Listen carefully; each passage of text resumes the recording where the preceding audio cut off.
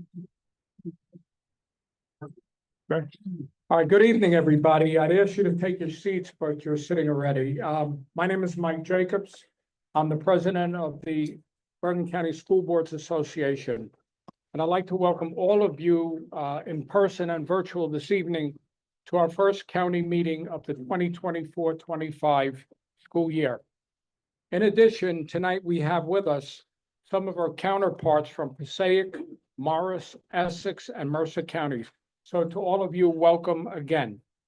And at this time, please rise and join me in our Pledge of Allegiance, followed by a moment of silence for all of those who lost their lives because of the conflicts around the globe. I pledge allegiance to the flag of the United States of America and to the republic for which it stands, one nation, under God, indivisible, with liberty and justice.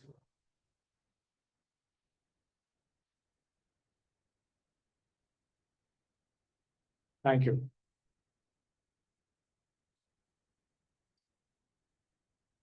Well, I hope all of you had a great summer despite the heat, humidity, and rain.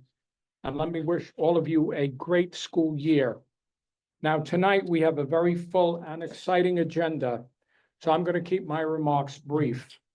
We have some housekeeping, including the ratification of our new bylaws, a recognition, well-deserved, some updates, and our program, Embracing the Power of Artificial Intelligence in Education, presented by Dr. Peter Hughes.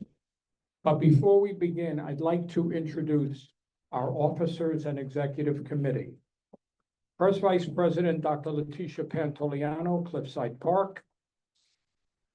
Vice President of Legislation, Paula Colbath, Fort Lee. Bergen County Delegate to the NJSB Board of Directors, Michael Sprague, Norwood. Beros Hasdar, alternate Bergen County Delegate to the NJSBA Board of Directors. Bill Varnaskis, Bergen County Special Services. Elise Billis, Franklin Lakes. Melissa Del Rosso, Old Tapan. Laura Genovese, Fairman, Ramsey. Diane Holzberg, Demorest. Mary Catherine Norian, Oradell. And Marlene Somerville, Hackensack. And I just want to let you know that this group works tirelessly for all our students, so thank you. So for our first order of business, I'd like to invite to the podium Irene LaFay, immediate past president of NJSBA and a trustee of the Educational Leadership Foundation of New Jersey. Irene, welcome. Yeah. So I come to you tonight with two messages, all right? So first of all, big travel from Morris County to get here, but that's all right, we figured it out. One of the responsibilities as an NJSBA officer is to introduce you to the services, programs, and opportunities that NJSBA offers its members. So tonight, they suggested that we talk to you a little bit about, so one of the questions that we frequently hear from people is, well, how do I get involved? There's committees, there's things going on, how do I get involved? Okay, so there are various opportunities to volunteer and to become involved in the state level activities, including serving on NJSBA standing committees, ad hoc task forces, and as part of some of the training sessions. Standing committees are defined by NJSBA's bylaws. They meet several times a year and include things like legislative, nominating, finance, resolution subcommittee, school finance, special education, standards and assessment. There's probably some that I left out, but that's an assortment, all right? Membership in those committees is through appointment by the NJSBA president with the advice and consent of the board of directors. If you're interested, you would submit your name for consideration to fill any vacancies. Ad hoc task forces and committees are established to address specific topics. We've had special education, the needs of the non-college bound learner, one on several of them on school safety, things of that sort, okay? Ad hoc task forces and committees meet regularly through the completion of their assigned work and are usually composed of members with an expertise in the topic. So if you're interested in volunteering on the state level, visit the NJSBA website, click on About tab on the homepage, and then click on Membership to get a drop-down menu. Then in the drop-down menu, click Get Involved. And then there's a form that you can fill out to get involved. And if you didn't take note of all those clicks, because I can never remember all the things they say to click on, I would say talk to your field service rep, talk to Rob, talk to anybody, and they'll tell you how to do it if you're interested, okay? Shortly, you're going to hear a lot more about workshops. So I'm not going to waste your time telling you about workshop when it's going to be told you by the expert. The other thing, though, another opportunity for service and for an expression of gratitude on my part is to ELF, the Educational Leadership Foundation. The Educational Leadership Foundation pays for these meetings. They pay for the food that we eat at the meetings, okay? It was founded in 2008. Some of you have been around long enough to remember 2008 and to remember the governor's accountability rules. No more shiny paper, no more food at menu, no more food at meetings, no more food at meetings. Thank you, Rob. Things like that. Well, we know that if you want people to come to meetings immediately after work, you got to feed them. Come on, it's not fair to not feed people, all right? ELF was formed to raise funds that they could then give to NJSBA for specific programs, all right? So ELF works with philanthropic organizations and business organizations to garner donations that are then paid for the thousands of dollars in the course of the year. 21 counties, 5 county meetings per county, some of them in school districts, some of them at restaurants, but all of them having food provided. That's just one of the things they provide funding for. They also help provide funding for the STEAM tank, you know, the competitions that the kids get involved in throughout the whole year. And then they bring their STEAM tank inventions to workshop, and we get to see them there. So ELF is important, okay? ELF deserves a lot more gratitude than it gets, a lot more recognition than it gets from us, because we take it for granted that they're going to write the check for the activities that we want. But ELF also needs volunteers, and ELF also needs contacts. So volunteers would be any of you that were interested in volunteering. And you can do that the same way we just talked about, all those click down buttons so you can find it. But they also need contacts. So if you work for an organization that does matching funds, or you know of an organization or a philanthropic neighbor just likes to give away money, we'll take it, you know, okay? So it's a 501c3 organization, and all contributions are tax deductible. Right now, current contributors include Broadreach Medical Resources, Citizens Bank, Dell, NJM Insurance Group, New Jersey School Insurance Group, organizations like that. But we need to find more partners so that more things can be done, okay? And also so that you're not tapping the same people over and over again, then they might get a little tired of being tapped out at some point in time. So you're encouraged to think about it and provide information if you know of possible prospective contributors. At workshop, how many people are going to workshop? So at workshop this year, there's going to be an ELF presentation on Wednesday morning, I think at 9 o'clock, something like that, 10 o'clock. And there's also going to be a booth on the floor about ELF. So if you're interested in more information, stop in, talk to the people there that are experts, okay? Other than that, I would say thank you for your time. I would say thank you for your dedication to being lifelong learners, and thank you for inviting me to talk. Have a good evening.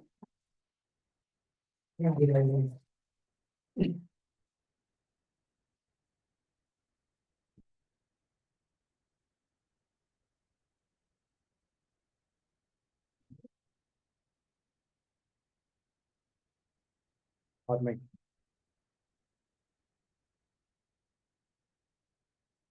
All right, next we have Lou Shimetti, Assistant Director of Exhibits for NJSBA, and he will be talking about Workshop 2024, Quest for Student Success. Lou? Hello, can everybody hear me? Yes. Okay. Okay, great. Thank you for everybody for having me tonight. I enjoy talking to you, everybody, and letting them know what's going on at workshop. I will be brief because I know you have a lot going on. Every year here at NJSBA, when we finish our workshop, we always say, well, how we're going to beat next year, how we're going to top what we did this year. And I really think we hit the nail on the head this year, and I really believe that you're going to agree with me when you get down there. Workshop 2024 is going to be on October 21st to 24th at the Atlantic City Convention Center. It's quickly approaching. If you haven't already registered, just talk to your BA and have them register you. Group registration is $2,200, and you get 25 team members to go down with you. So not only does it include the board members, your business administrators and superintendents, it's your facility managers, curriculum professionals, IT directors and staff, principals, human resources. We have tracks and sessions for everybody down there. We have over 200 sessions going on, and there's something for everybody. Housing, although the housing deadline has passed, both Resorts and Golden Nugget are still honoring the rates till tomorrow, October 1st. So if you haven't made reservations yet, please do so. Monday workshop is jam-packed with some training that we have. It's going to start at 10:30. And we do ask that if you are coming down Monday, to really consider about parking your car at your resort that you're staying at and taking the jitney bus. The jitneys are going to be running all day Monday. And we say that only because the convention center parking is expensive and it's very limited parking. I hate for you to get down there and try to find a parking spot and you can't find one in there. So once you get to the convention center, we ask that you go upstairs to the second floor where registration is and get your badge. That's your ticket. Big question we always hear is lunch. What's going on with lunch? We are going to offer the complimentary lunch again this year for Tuesday and Wednesday on the floor. Monday at the sessions, there will be lunch available at carts, but it is at your own expense for Monday. So what we ask you to do is on Tuesdays, Tuesday and Wednesday, get your lunch and go over to places like our new Ed Talk Theater, where there's going to be 20-minute inspirational talks going on every half hour from 11:30 to 1:30. So please go down there and listen to those speeches. We have some great keynotes. I don't know if everybody heard yet. John Quinones from ABC News and the co-creator and host of What Would You Do? He's going to be on Tuesday, October 22nd at 9:15 rather. And we have Sonia Manzano, otherwise known as Maria from Sesame Street. She's going to be our closing keynote on Wednesday, October 23rd at 2:15. Back again this year, we're going to have the NJSBA ASA ASBO awards for both the board member, superintendent, and the business administrator of the year awards. Back is our Unsung Superheroes Award, where we recognize the behind the scenes people in your district, your crossing guards, your bus drivers, your custodians, your nurses, and some of the great places to come to the floor. We have a new arcade. The student performances are going to be at the steam tank and at both stages. We have a new career readiness center. The steam tank is going to be there again. Student film festival. We have our treasure hunt. In our legal labor policy den, we're going to be having 30-minute fireside chats. And also, we're going to have the NJSBA Connection Cafe where you get your cookies and the ribbons. So what we're trying to do is get you more connected and find out what's going on at workshops. So what we have this year is we have an information booth that's going to be in the registration area, along with your attendant agenda at a glance. We're also going to have digital directories on every floor where you can, it's going to be a screen where you can tap on and look at the agenda in real time, the exhibit floor, frequently asked questions. It's going to have a whole bunch of information within those kiosks. And we're also going to have all that information on our mobile map. If you didn't download the app yet, highly suggest that you go to your app store and search NJSBA Workshop 2024. There, once it's downloaded, you can see all the plans that we have, all the exhibitors, the training. You can create your own agenda. You can talk to other attendees. It's a great app. They did a really great job on it this year. Finally, in closing, I just want to remind everybody that we are giving away that 100% county club of ribbons again this year for all the counties that have 100% participation at workshop. Hopefully Bergen will be there and all the other counties, and we get all the counties to get 100%, and it'll be great. I wasn't there, so I couldn't see how many people raised their hands. I'm hoping the whole room did. But that's all I have. And if you have any questions for me, I'm here right now to answer them. If not, just shoot me an email or give me a call, and I'll be happy to help you. Thank you. All right, thank you, Lou. Sorry. Let me piggyback on what Lou said. Bergen County, as most of you know, is the largest county in New Jersey in terms of school districts. Now, to get 100%, Lou, is very difficult. But today, I want to report out that as of Friday, we have 71 districts registered for workshop, 95%. And I was thanking, we deserve that. And I was just informed one more. All right, I would like to, at this time, recognize two great partners that were instrumental in working with us to achieve this amount. Dr. James Albro, president of BCASA, Bergen County Association of School Administrators, and my good friend Sasha Pilot, president of BC ASBO, for their hard work in reaching out to their communities, and we're able to hit it so far. So we're looking for 3 more. All right, for the remaining 3 districts that have not yet registered for workshop as yet, please join us. Join your colleagues in Bergen County, and let's get that 100%. Okay, moving on. Now the good stuff. Tonight, we will honor a man whose career in public education spanned decades, whose leadership helped us through probably the toughest 3 years in public education, the pandemic. His steady hand and unwavering courage was a guiding light in our darkest hour. And I'm talking about our former Bergen County Executive Superintendent, Lou Delicio. Lou, would you...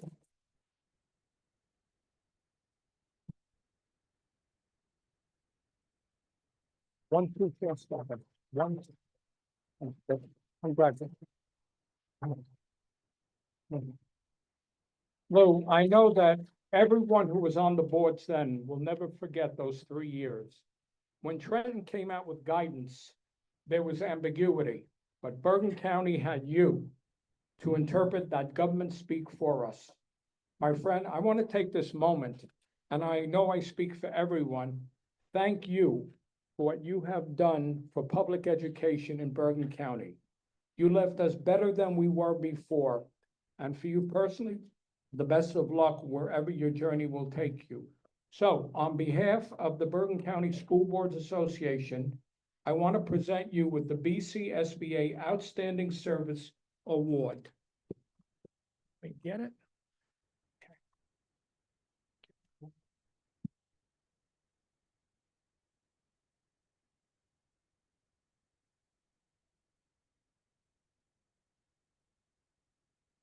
County School Boards Association Outstanding Service Award, presented to Louis Delicio, Bergen County Executive Superintendent. In recognition of your leadership and your extraordinary commitment to the education of our children, September 30th, 2024. Lou, congratulations.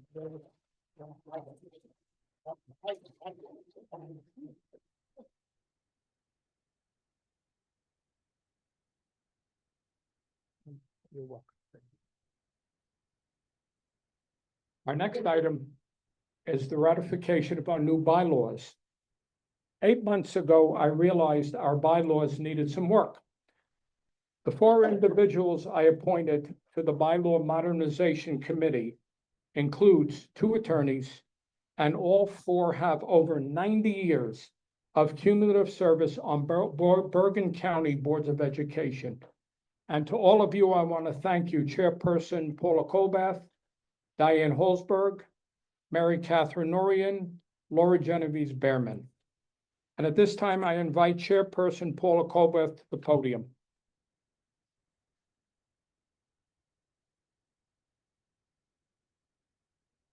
All right, Bergen County has 76 districts in good standing as per the bylaws of NJSBA. 25 districts are required for a quorum. There are 37 districts present this evening. A majority vote of the districts this evening requires 19 votes. A 2/3 supermajority vote of the districts this evening requires 25 votes. All right, at this time, I want to turn it over to my colleague. So for those who didn't review, I'm just going to give you a kind of high level what the changes were to the bylaws. We had a kind of flat mission and purpose statement in our bylaws, and we do so much that we made it much more robust and accurate as to the different things that we do as a county organization. There were many references to the delegate assembly and annual meetings that did not coincide with how we currently operate.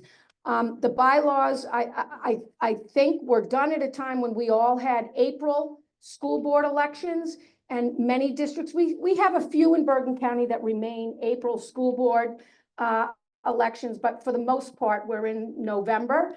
And so there was just a lot of confusion. Things like we wanted to make sure that for elections, nominations can still be made from the floor. So to expand the opportunities for people. So primarily cleaning up and making the bylaws more consistent with the way we've been operating.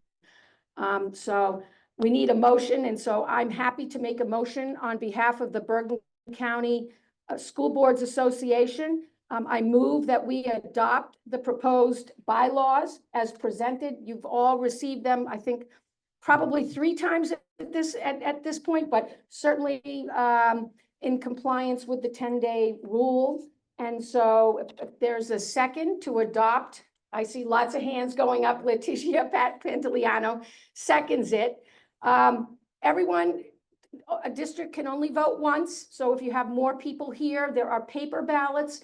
And then I know Ray and Rob have a mechanism by which people who are remote can vote for their district. So I certainly hope we meet our 2/3 majority tonight.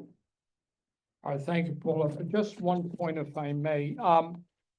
As the motion comes from the committee, it does not require a second. Is there any debate or questions? All right, having none, we're ready to vote. And adopting the bylaws requires a 2/3 vote of those voting.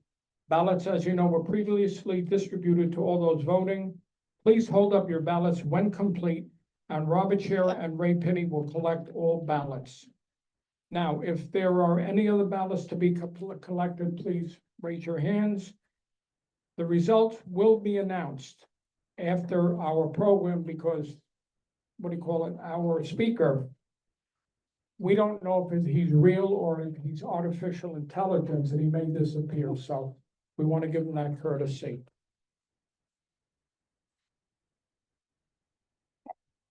Thank you. Okay.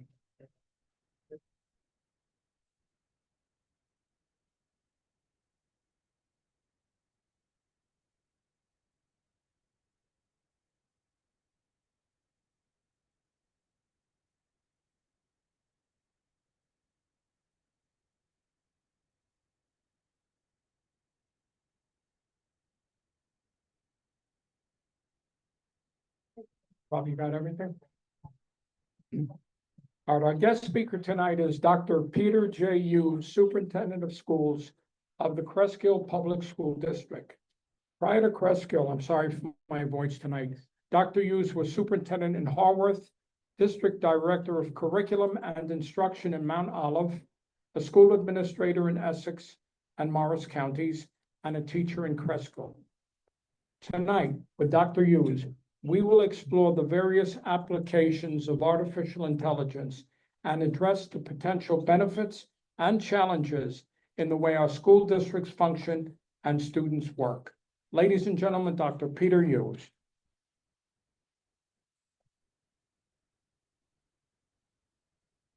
Mike Jacobs, everyone, round of applause. Before I get started, I just wanted to acknowledge a legend, Lou Delisio. You are amazing and you will be missed. So all of you felt his support, but let me tell you, as a superintendent, he always walked the talk, truly. In the middle of COVID, I remember working to give teachers inoculations in those really tough days. So I'm really pleased to be here, and to follow that is really tough, but thank you so much for inviting me. Thank you for coming out. I know that this is tough. You guys are all volunteers, and you're out for a Monday night to kind of learn a little bit more about AI. So without further ado, I do have the presentation digitally for everybody. Let's hope that the tech works. Hold on. Does this work? Okay, you got it? Okay, so let's get started. Welcome. I am from Cresco School District. I am a former board member. I was board vice president, and a lot of people from Morris County are also attending virtually. So I really appreciate everybody who's in attendance, both from Bergen and Morris.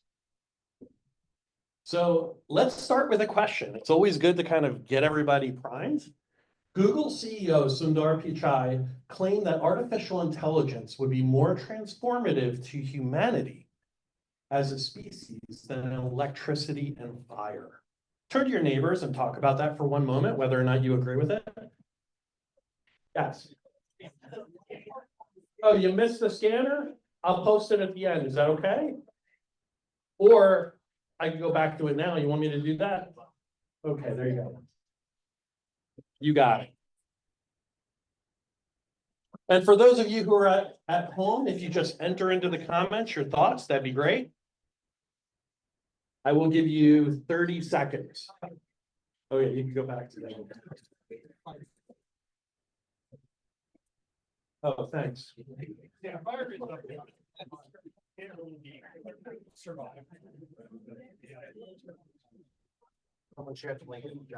Awesome. Thank you, people at home helping with that. That's great. See, tech solving.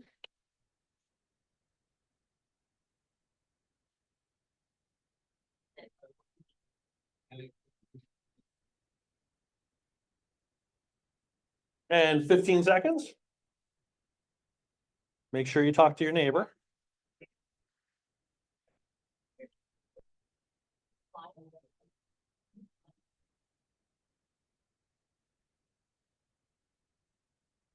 And we're back. All right. Did everybody get a little bit of a moment now to talk to your neighbors? Fantastic. Let's get started. This is a really interesting quote because I love that this is Google, the CEO of Google, who's saying this, because you would think that Google is a pretty big change, right? And yet AI is what he perceived to be a bigger concern and bigger thing to go forward. Okay, next. From my perspective, the world shifted on November 30th, 2022. That is the day that they released, OpenAI released ChatGPT to the world. It was the first day that we all had the access to actually see what AI could do, other than things like Amazon. How many people have Amazon at home? I love it. It tells me what I want to buy, right? Doesn't it tell you what you want to buy? That's all artificial intelligence. It's all taking a look at your browser history and making a best educated decision. And I lose paychecks because of it. It's fantastic. Okay, next.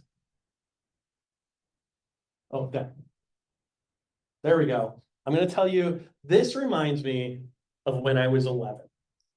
Now, this is kind of cool. This image was generated by ChatGPT, and it came from my brain. Remembering when I was 11 in class, and there was a computer teacher who came in with her Apple IIe into my class. There was one computer for the entire building, And that computer teacher would basically show us it in the front of the room. This is the computer. It was an introduction. Little did I know at that time that the world was shifting.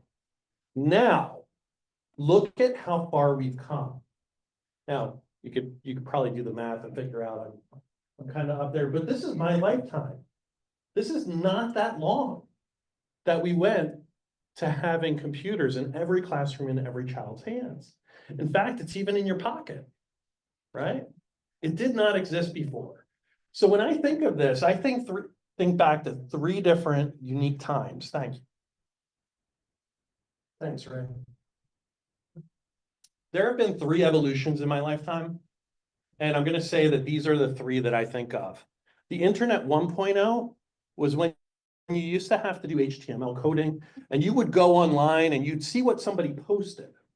And it was one-way communication. I couldn't interact with it unless I knew HTML. Then we got social media, and all of a sudden Ray and I can be friends, and I can see that he's doing a 100-mile race online. I can make comments, and he can send me comments about vacations I took to Portugal, right? Exactly. So that's the Internet 2.0. Well, now we are shifting again, and we are going to what I call the Internet 3.0. Like I'm coining it right now. It's AI. It's the idea that you can now communicate with a computer, not only in one direction, but it will give you a product. You can give it new instructions, and it will give you a new product that's even better and more powerful, right? It's a dialogue with a computer that you can have for it to create a product. Very powerful stuff. The world is changing. Now, as board members, you have 3 ways you can respond. I'm going to be real with all of you. 3 ways. 1, you pretend it doesn't exist. The ostrich with the head in the sand. Some of our teachers are tempted to do this right now, right? You know, I talked to my director of curriculum. His kid is in a class, an English class, where the teacher says, we do not use technology in this classroom. What? Like, that is a tool that is a part of that kid's life in the future. Why would we ignore it? The second is try to block it. So you have an option right now as a BOE. We're going to block it. We're going to outlaw it. We will not have AI in this district. And the third is we accept the new reality and we adapt. So you can see I've already highlighted the number that I think is the right answer up there. Subtly, you see the red, right? Right? Because it's a Pandora's box. We opened it and out sprung AI, and we can't put it back. We have to adapt to it. Go ahead. What disadvantage would our kids have if they didn't have the internet? This teacher is disadvantaging her kid. My director of curriculum's child. Just, it's a rhetorical. Next. It's really about equality through AI.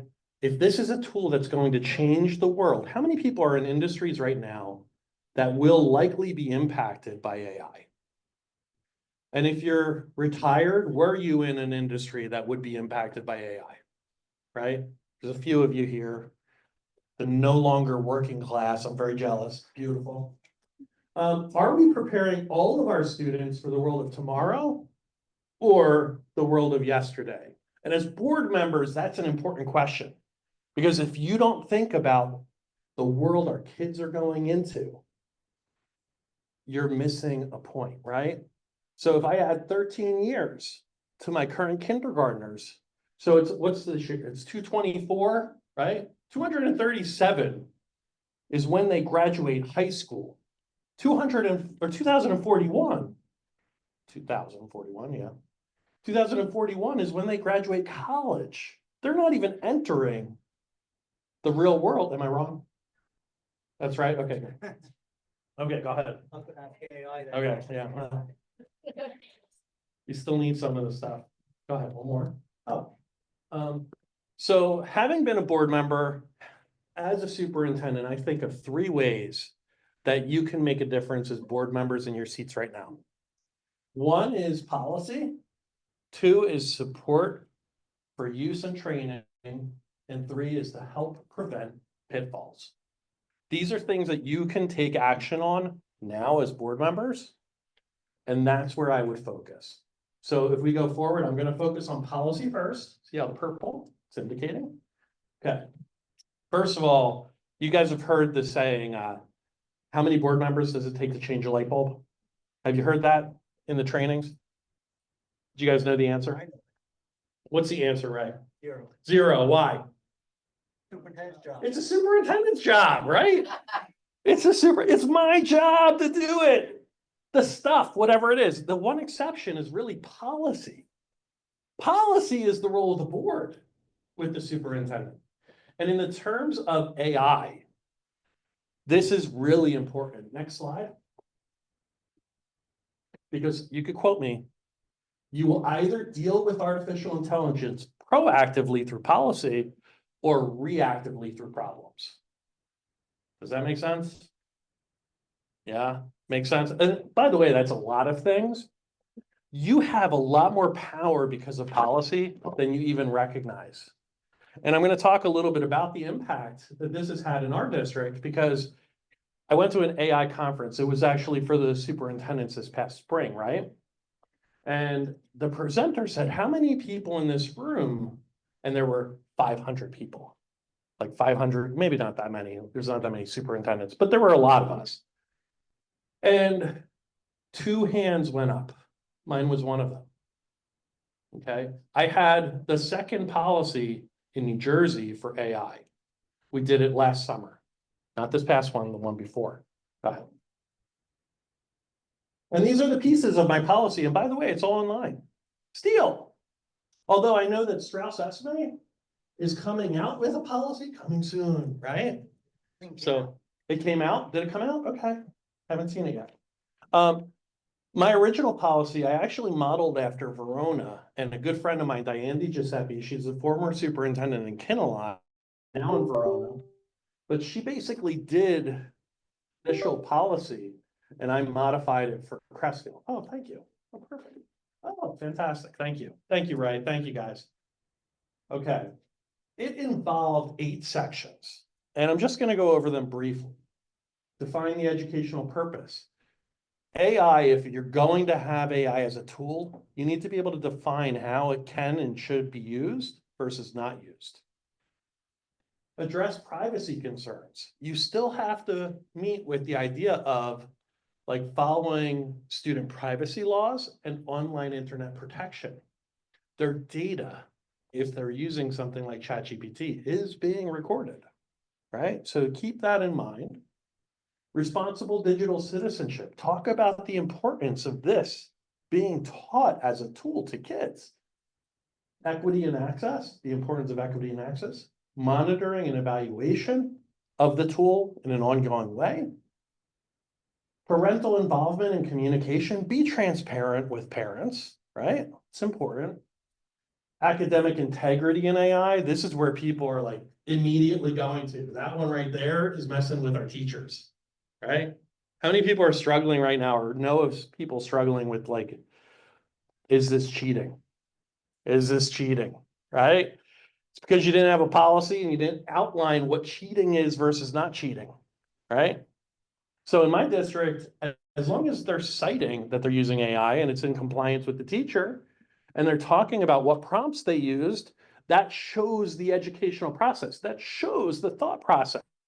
Because what we're really trying to do is make sure they're thinking. Isn't that it? We want them to think.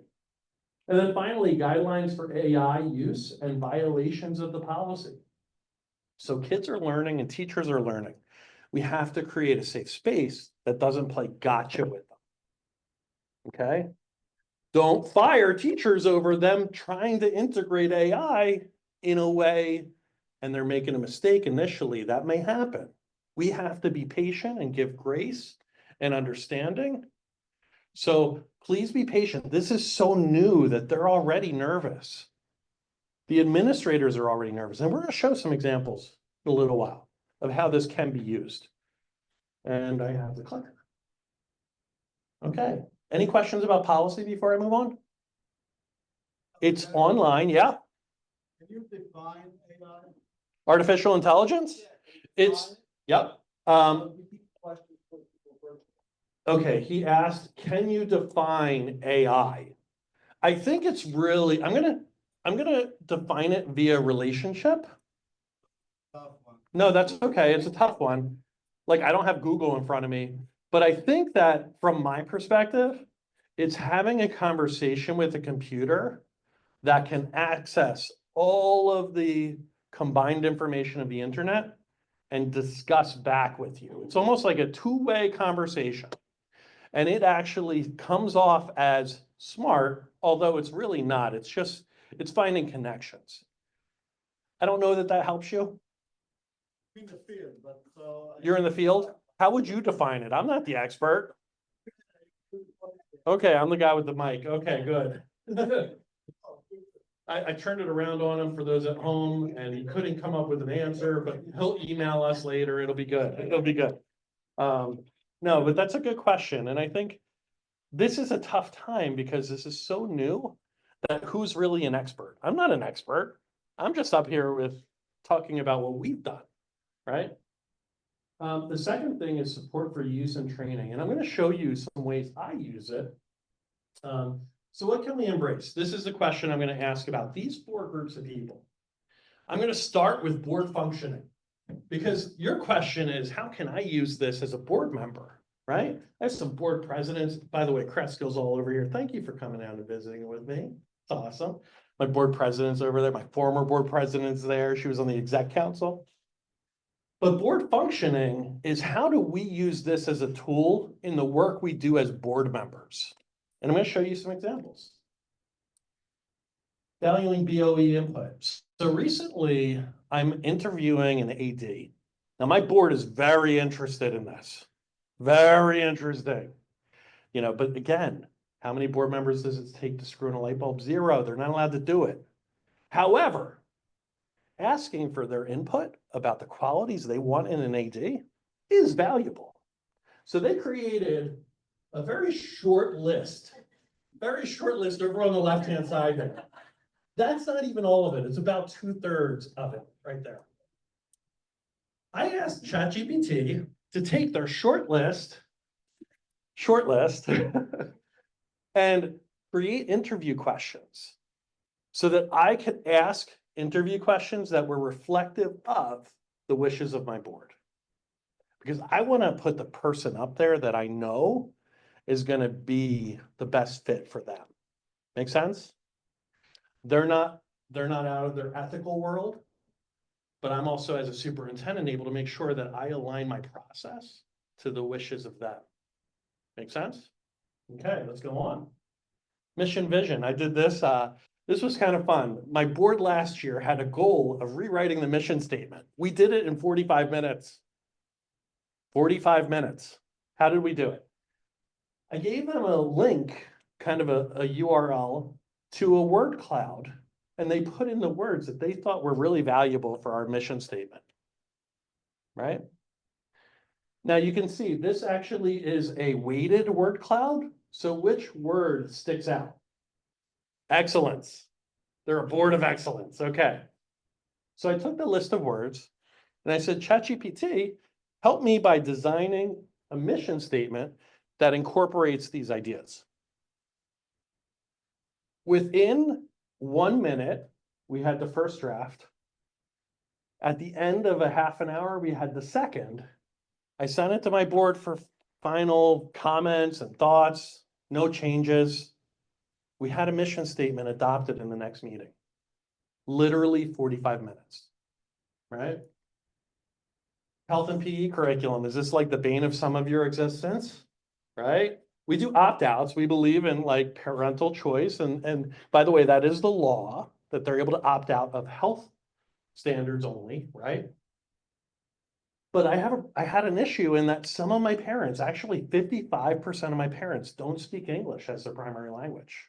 I don't speak Hebrew. I don't speak Korean. ChatGPT does.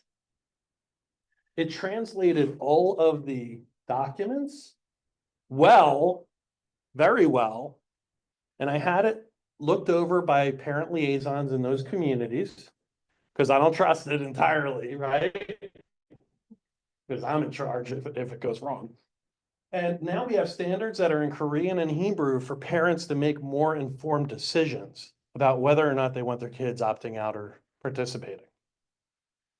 Very cool. Administrators. Okay, I'm going to talk a little bit about me right now. I use this all the time. Letters and notifications. Emergency notifications, staff changes, staff changes. The second grade teacher is being replaced by Mrs. Smith. She comes from this college, and with one sentence, it will generate a letter for me. It's so easy and fast. More importantly, emergency notifications. God forbid you're ever in a situation where you lose kids or you have to notify people of a death. It is timely that you need to make the notification, but it is also soul wrenching to do so.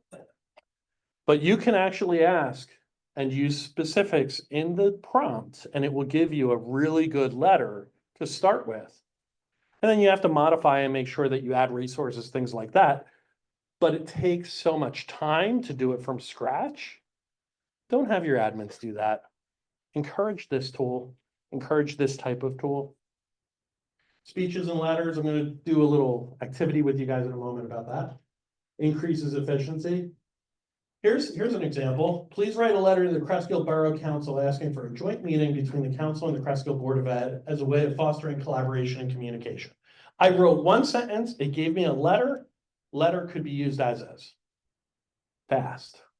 Because I don't want to be spending an hour on a letter, right? Question, is this acceptable? Now, these are the types of things that come up because this can be a powerful tool. I'm going to read this prompt to you. Write a graduation speech for Cresskill graduating class of 2024.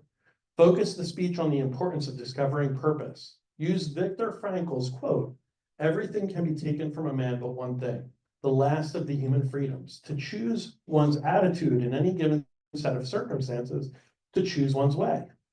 To create a speech that focuses on students finding their own unique purpose in the world. Is this acceptable, Board of Ed? Who said no? I heard a no. I like it. Go ahead. What do you think? No, it's not acceptable. Not acceptable. Not personal. Okay, so where does the personal come in? Where does it come in?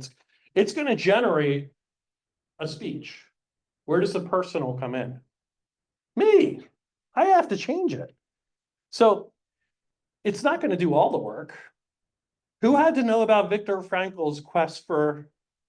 I had to know that, right? It is my idea. In German, they said Entwicklung. It's like Ursprung, the beginning of knowledge. It's coming out of my brain, but it's taking something that would be tedious and I have to go in and I have to spend a couple of hours on. It will give me a first draft.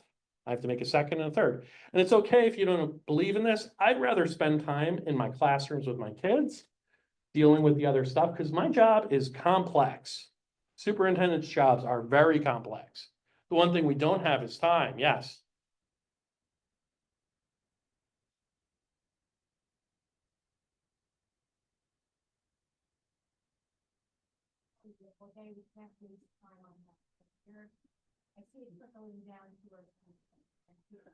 Okay, so for those of you at home, she asked, where does it end? I see that this trickles down to students. The difference between me and them is they're learning how to write. I know how to write, right?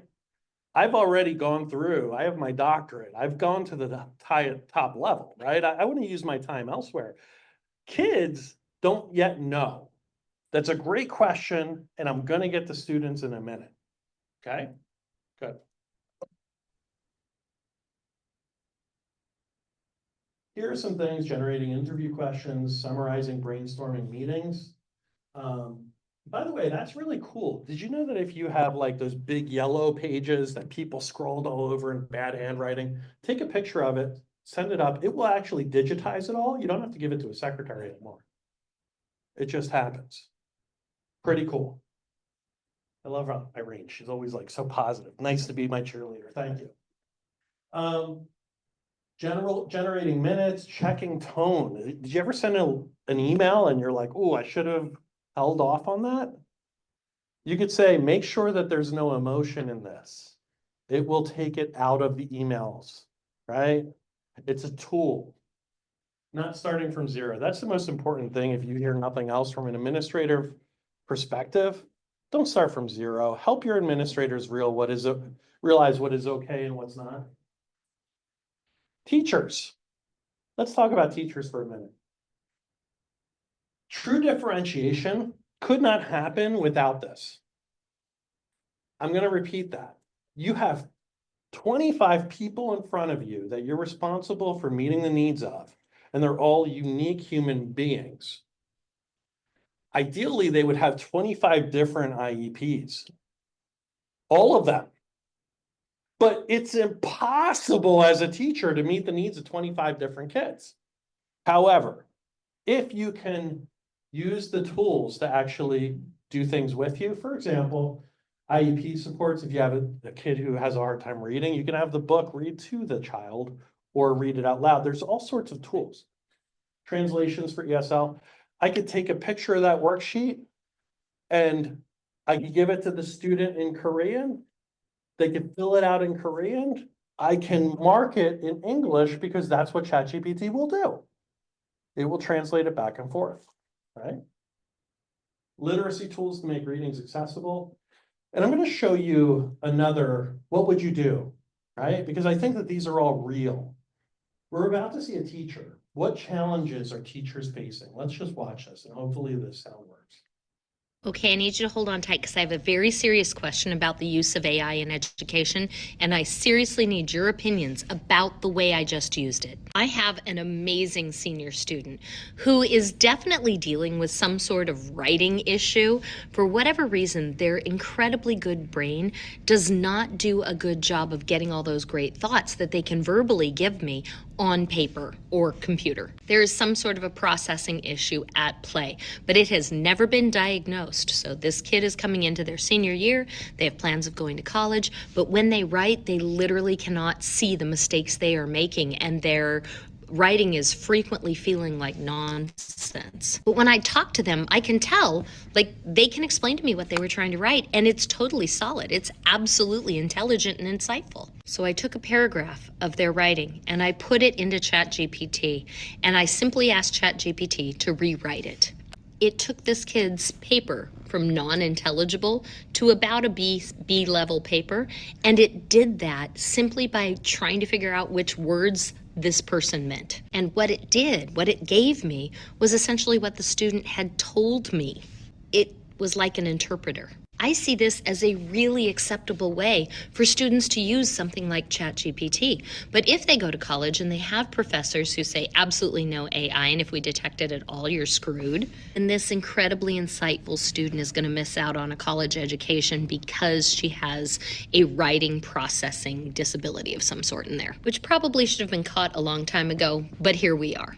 So do you think that that's an acceptable use of AI? Because I feel like it's as legitimate as it gets. It was the student's original thought. It was the student's original writing. It was just AI helping them actually say the words that they were trying to say. And I know some of you are going to be like, well, that student needs to learn how to write better. That student has been trying to write better for many years because this has been their lived experience. However, there becomes a point in time where you need to go to college or you want to continue your life, and it's going to take you years to try and figure out what's going on with whatever your processing issue is. And I want them to be able to go to college now. Thoughts? Thank you all for doing the good work. I love her. Gibson, she's like one of the first educators I watched on TikTok around AI because it took a while for this to even catch on. Turn and talk to your neighbor about whether or not you think that that's ethical.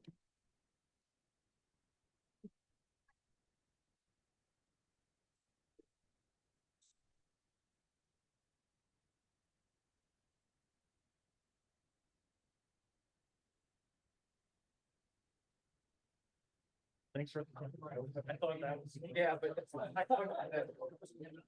Like I never clicked it. And 30 seconds.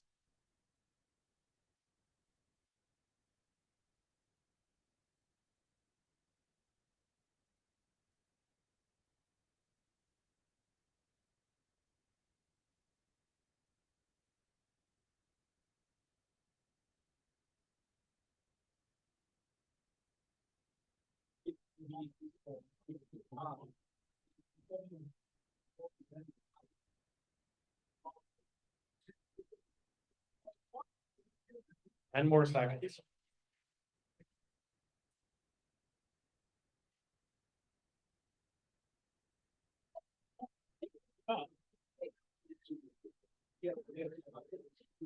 Finish your sentence.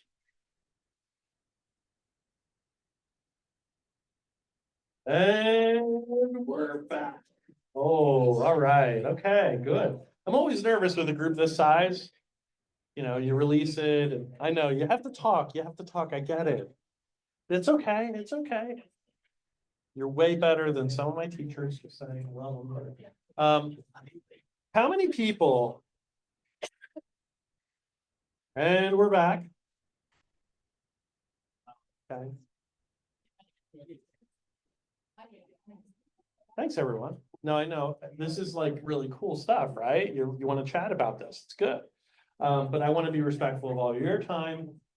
One thing that I'm seeing too is teaching is more and more complicated and it takes a lot of energy. And God knows these people, we're limited on what we can pay them, right? Giving back time, giving back resources, giving back the ability to kind of make their job and their life balance better is really a good ideal. So I think ChatGPT and some of these AI tools can help in a lot of ways. But you have to be like reasonable as boards that these tools they're going to use. Just like you should be looking at how you can use this to make your lives more effective, they will too. And finally, students. Let's talk about students really quickly. AI has to be a tool for critical thinking, not for circumventing work, which comes back to your comment and your thoughts earlier. So if I was going to do a policy, this would be front and center. AI tools are about being used as a tool to enhance creative problem solving, critical thinking, communication, collaboration. Those are the things that we should be emphasizing. This idea of how do we problem solve better with this tool? Now, in order to do that, you have to be ready to kind of rip the Band-Aid off with some old practices in teaching and assessment, right? If you ask questions that the answer could come out of AI like that, maybe you should be asking new questions. Maybe we can go a little bit deeper. We need to create questions that are thought-provoking and really take time and energy for kids to do. And we can have AI tutors basically for kids. You could have AI-powered tools for students, tutoring, student management systems, learning management systems. A lot of those exams that actually are reflective and give the kid, like iReady is an example. It will give an assessment and then it will give it what the kid needs when the kid needs it. AI tools for language learning. How many people have used AI for language learning? You can actually sit down and pretend you're having a conversation at a cafe in Portuguese, right? I'm going to address one thing. Learning is often social. Teachers will always be important parts of the learning. Okay. I don't think that we will ever be in a world where teachers are not part of it, because think back to COVID. That was not a good time for kids to learn from 2 dimensions. The screens in front of them. We don't want to go back to that. Teaching is social and we need to connect. And finally, help prevent pitfalls. I'm going to talk about some pitfalls and we're going to talk about a couple of more controversial things in a moment. Wait one second. This tech is so new. What about the challenges of AI? It's scary because this is evolving at a fast rate, right? You guys agree? It's easy to be like, I don't want this. We can't deal with it. We don't want to see it. However, it's here. I'm going to address one thing. AI absolutely lies. if I ask AI to do an essay for me, and then I say, cite sources, it will make them up. It makes them up. Try it at home. You're like, who is this person that it's citing? It made it up. It made it up. So if you're teaching your kids, your students about this, make sure that they're aware of that. Second thing, let me give you an example of district policy. Okay, I was creating like my custom, I thought I was all like advanced, creating my own custom chat bot. And I uploaded a couple of my policies for my district. It gave me false information. It looked at my policies, but it also looked at all the policies that are on the internet. And it said, yes, parents can absolutely be coaches. No, they can't in Cresskill. They cannot be coaches in Cresskill. Okay, so it will mislead, deceive. So be cognizant and teach kids about this. Teach educators about this. And finally, bias in design. If I ask ChatGPT if AI is going to have nefarious rules or things that happen, what is it going to tell me? Absolutely. AI is the gold of the future. It's going to be amazing. No problems. Really? Right? You have to go in with a critical eye regardless. This is a very, very powerful tool, but it can be powerful in manipulating people too. So a piece of what we need to teach our kids and our communities is that AI is a great tool, but it can also be a tool for nefarious reasons. So this is science fiction versus reality, right? We always hear these horror flicks about AI, right? We think of like Terminator and things like that, right? But the actual reality also has some challenges. Like all technology, it can be used for evil as well as good. These are real headlines. Let's take a minute and read those.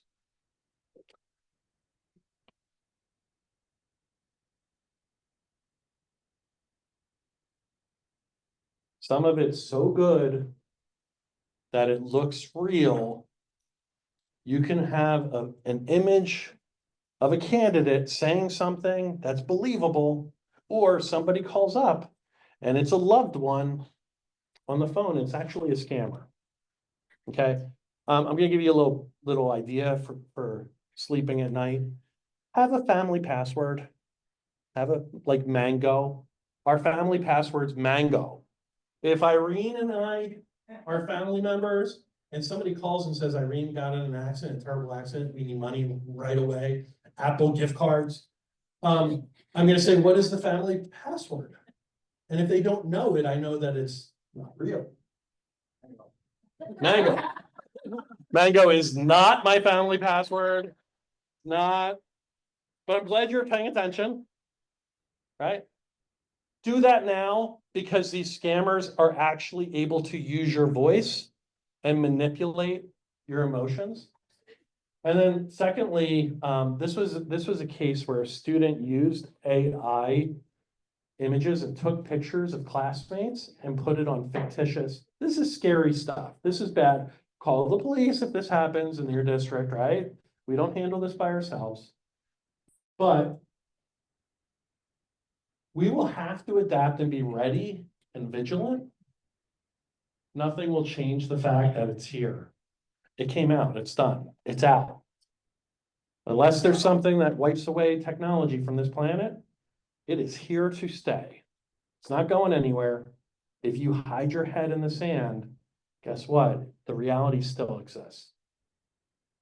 Remember, you're not alone. The power of organizations like this, New Jersey school boards, is you get to sit with people from other districts.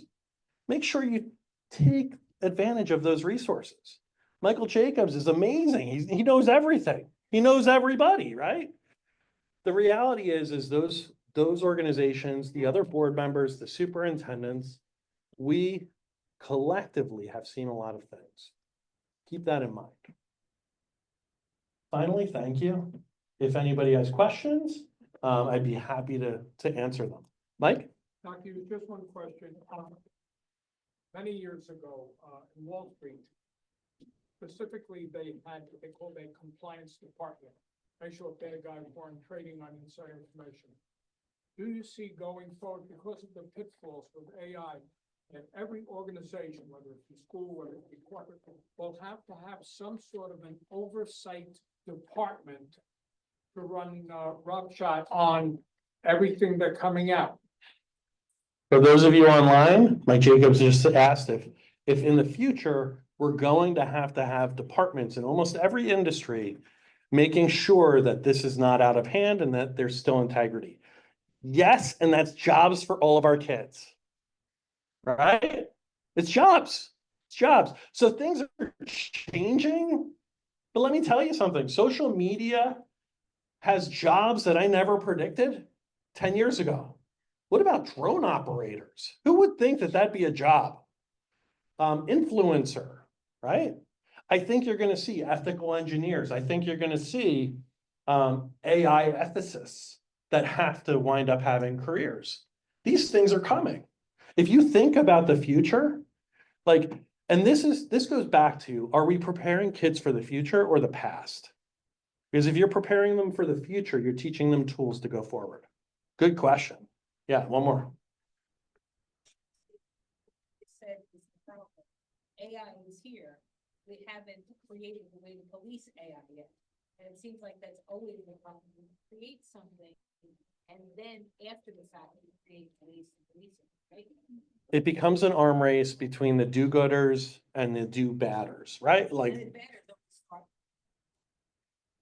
yeah, I mean, we don't see it's a problem until there's a problem. Yep. And we will have to experience that. We are living in a gray zone right now. We are, admittedly. There's no societal quorum of what is right and what's not right. Okay.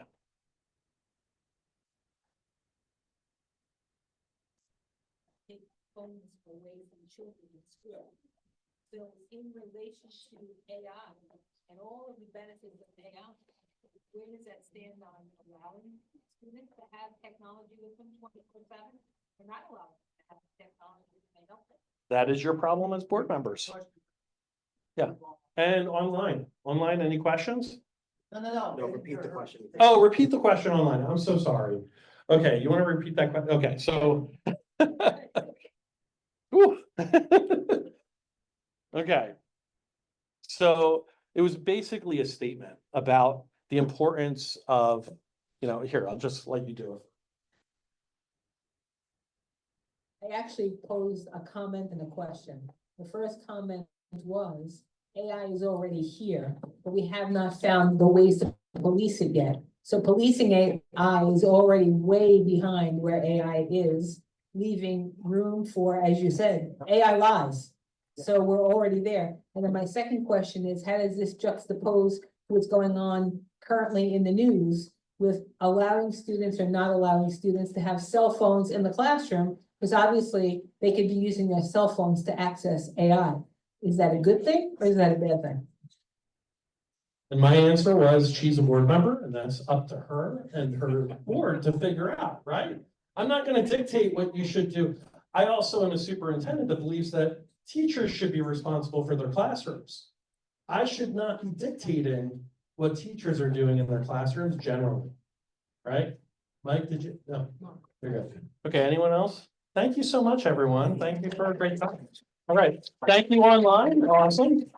So that's fine. Dr. Hughes, thank you very Absolutely. much. And on behalf of the Bergen County School Boards Association, I'd like to award you our certificate, and I have it right here. AI. Actually, Dr. Hughes went home an hour ago. I left an hour ago. That was fun. That was good. Canvas certificate. Cool, thank you. Thank you very much. Thank you so much, Mike. Okay, and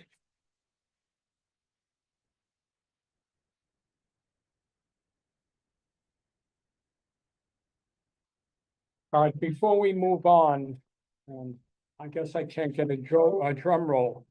A report on the election. Thank you. We had 31 votes cast. Votes required for supermajority, 21.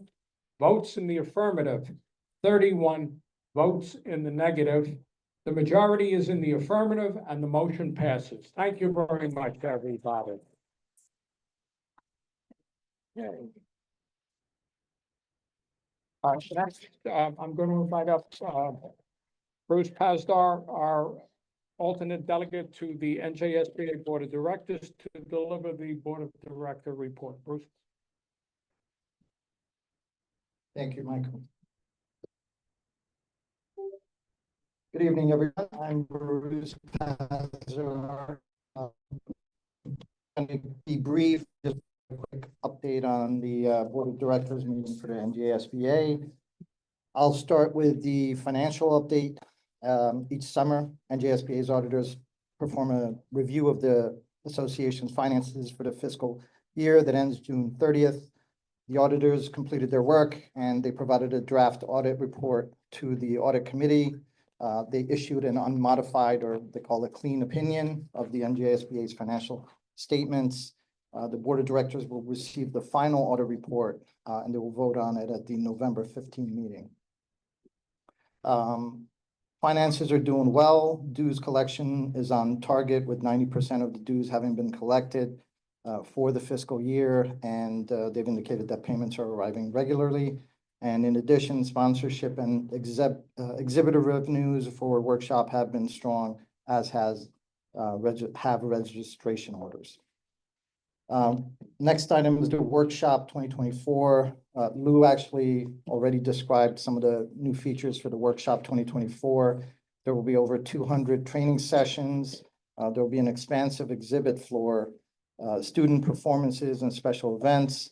You can find the full agenda on the NJSBA workshop website, which is workshop.njsba.org, as well as on the mobile app, which you can download from the Apple or the Google Play Store by searching for NJSBA Workshop 2024. It's going to be a little bit different in the workshop this year in terms of navigating the floor. They're going to have digital information maps. They're going to have an information booth, digital kiosks. Some new features that they're going to debut on the floor this year are arcades, Ed Talks, not TED Talks, but Ed Talks, and also the Daniel Sinclair Career Readiness Expo.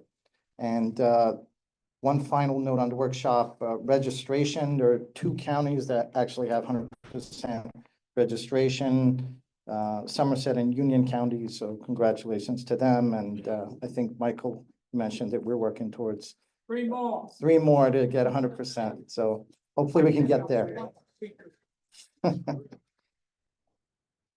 Mandated training. Some of you may have noticed that last year the NJSBA made changes to the Governance 1 program. This year they've updated the Governance 2 program, which was debuted at the live online course held on Monday, September 16th. One of the areas that they focused on that refresh was policy. Setting district policy is a primary responsibility of board members and districts. And oftentimes new board members get assigned to their district's policymaking committees. So adding more comprehensive information on policy and Governance 2 will help new board members have a better understanding of policymaking. And they've already received some positive feedback on that. The NJSBA Connection platform, if you're not familiar with it, it's the association's member-only platform that allows board members and leaders across the state to collaborate and share information and best practices with each other. It's a great tool to be able to do that. Some people have been using email discussion groups to do that, and I think Connections would be a good replacement and more effective replacement for that. It currently has about 4,800 people that have signed up. There are groups for each county school board association, as well as one for the Personnel Administrators Association, the PAA. The platform has links to the NJSBA's negotiations data report generator. It has education job listings and recent postings of the Public Employment Relations Commission decisions. They'll be expanding that further to add affinity groups for board presidents and new board members. They're going to add a monthly blog and other resources as well. So I recommend that you check that out. And they've made it a little bit easier actually to log on to the Connections. It's now has single sign-on, so you can use the same ID and password that you use to get onto the NGSBA system. And so you don't have to remember two different IDs and passwords. And last item, the number of boards that have been receiving certification. This year, there were 9 boards that were awarded certification in the spring and 11 boards that will be recognized this fall, for a total of 20 boards receiving certification since January. And 6 of those boards are receiving the Carol E. Larson Master Board Certification, which is the association's highest level of board certification. So I would like to highlight, of the 20 boards, that the Ramsey District is one of those boards. So congratulations to the Ramsey School Board District. And that concludes my update. Next Board of Directors meeting is November 15th. Thank you very much, Bruce. And, you know, just to piggyback on what he said, I got into Connection early on, and what it did teach me, with due respect, is there is a life and there's information outside of our own respective districts. And the networking and the best practices, in other words, call it a blog, whatever you want to call it, but I found it very helpful when there was a key issue that came up in my district, and I put it out to somebody, let's say in down south or mid-Jersey. You get a different perspective, and it may be something good. So I would definitely check it out. And Bergen has its own. Rob, what's the term? Each county has their own community. I'm sorry. So please do that. Okay, next, I'd like to invite Ray Penny, Chief Membership Officer of NJSBA, will now present the NJSBA Board Certification and Carol Lawson Master Board Certification to Ramsey Township Board of Education.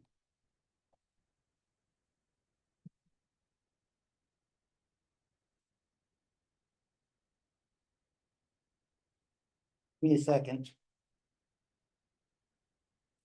Before I get to that award, Peter, I want to thank you for a great presentation. It's easy. I was at another session on this, and we had an attorney speak about AI. And to your point, he said, the law doesn't grow with technology, it tries to catch up.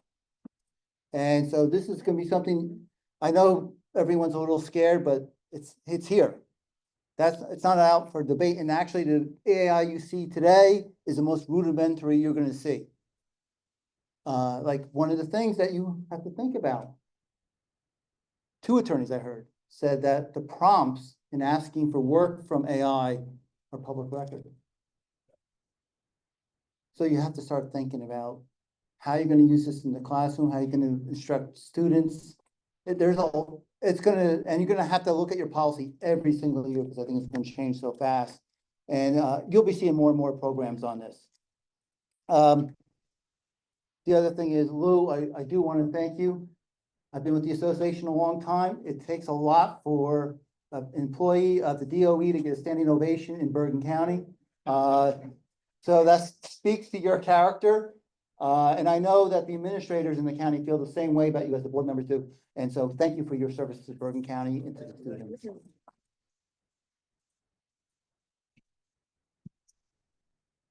So as you know, we let the cat out of the bag. Ramsey has received 2 board certifications. And actually now there's 23 that have received it. A couple got it after the board of directors. Just to let you know, the board certification is, every spring we talk about individual board member certification. They have to go to certain classes, and they become a certified board member, a master board member, certified board leader, and that is to be commended. It's a lot of great work. For a board certification, that takes the whole board and the administration focusing on the same thing, saying we want to get better as a team. I mean, that's really powerful. So for the board certification, they need 16 hours, usually working with the field service representative. So they work mostly with probably Matt Lee and have sessions. And I'll go a little bit into what Matt said. Matt couldn't be here, I should say that. So that's why I'm doing this. And for the Carol Larson Master Board member, is 26 credits. So that's an additional 16 and 26 hours spending as a unit, thinking about improving yourself, and that's really should be commended. What Matt had told me is that was one of their board goals. They immersed themselves in this. They studied a book called The Governance Core, and I believe that Jen Burns put together a guidebook, and it was like the Ramsey Book Club on governance, and she did it all by herself. You didn't use AI, did you? No, but see, next time you can use AI. You could save yourself a lot of time. So the governance score is about the work of the board, and they prioritized it. They faithfully completed their annual board self-evaluation, creating the training calendar, ensured the board professional development was prioritized. They also took up training on finance, ethics, committees, public engagement, and strategic planning. And Matt wants to add this. As a field service representative, there is no more satisfying feeling than helping the board reach a higher level of understanding and more effective application of the good governance principles. What's also very gratifying to see is that this is a group of people who are all highly accomplished in their own right, with different ideas and perspectives, and who find a way to build consensus in a collegial and cooperative way, and to do so in service of the principle that the governance core refers to as the moral imperative. Every child will learn, no exceptions. So I'd like to bring up Dr. Mateo, do you want to come up and say a few things? Sure. And then we'll take a picture of everyone with their flag. Thank you. I'll be very quick. I know there's Monday Night Football on. So thank you to the NJBSA for the certification. Thank you to Matt Lee, who's not here, but who has been our guide. As a superintendent, I'm in awe of board members, and I know I'm preaching to the absolute choir here for the volunteerism and the hours that you put in. And then the Ramsey board, I'm in doubly awe of them because they decided on their own to go above and beyond and get these certifications. And it predated me as a superintendent. This is something that I was blessed to walk into. They first received the board certification in 2021. And it became just kind of like an ethos, a thing that we do. And so they just carried it forward. And then I jumped on the train, and through the strategic planning and through other things, we just started accumulating these hours. And Matt said one day, like, you're good, you're close to this, it's like top level. And then once we heard that, we just had to, we needed that. So thank you to Matt, thank you to the NJBSA, and most importantly, thank you to the Ramsey Board of Ed for walking. It said Lou walks the talk. And I think what we're doing is walking the talk because we preach continuous improvement for our kids, for our teachers, and for them to see the board committed to continuous improvement. I think that speaks volumes. So thank you very much, everyone. Will everyone come on up from the Ramsey board? And it should also be noted that they're the only district that got both of them in the same year, this year. So that's a big deal. And here's the Carol Larson board.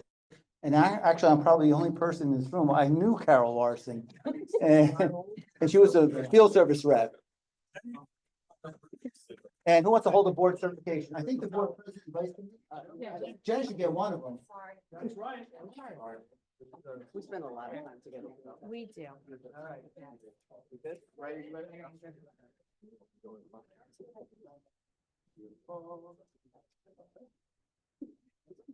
There's a chance I'm holding this upside down. Okay, there we go. I don't think they'll be able to read it from the picture. Oh, beautiful. Okay. Well, AI Matt. Oh, yeah, we should.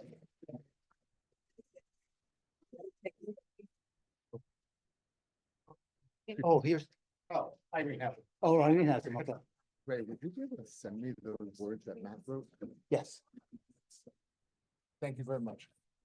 Now, in the spring, I want you guys all to call Matt Lee, make him work really hard so that you can get your board certification. I don't care if he's happy. I really, he's not here. So, if you're not here.